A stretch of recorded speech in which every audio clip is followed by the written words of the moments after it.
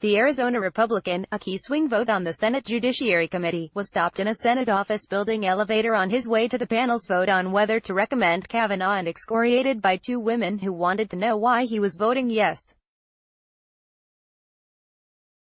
Kavanaugh has been accused by Christine Blasey Ford of sexually assaulting her decades ago. Kavanaugh has vehemently denied the allegation. The women who confronted Flake sharply criticized him moments after his initial statement of support was made public.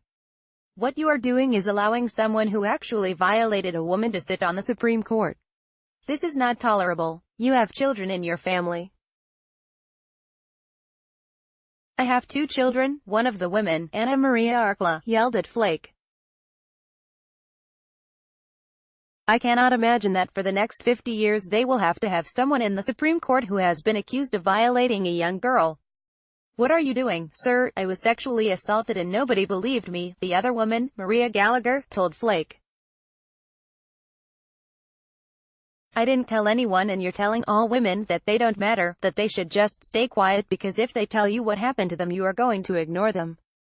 That's what happened to me, and that's what you are telling all women in America, that they don't matter.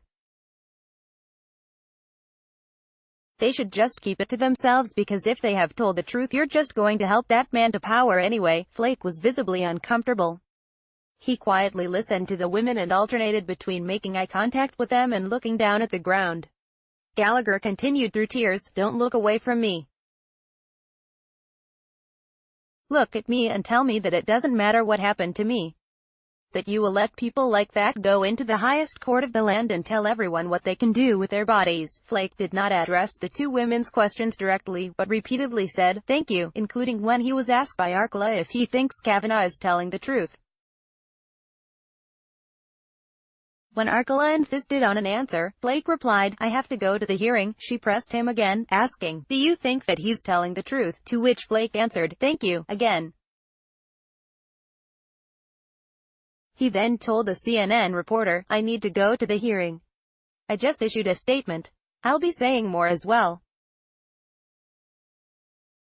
No, there have been a lot of questions here, and I don't want to ask you." Arkla, the co-executive director of the Center for Popular Democracy, and Gallagher, a recent college graduate, had only met that morning and discovered they both were survivors of sexual assault.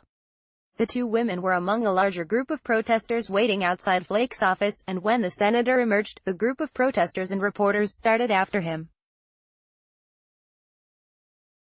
As Flake darted into the elevator, Arkla caught up, put her foot in the door, and stopped it from closing.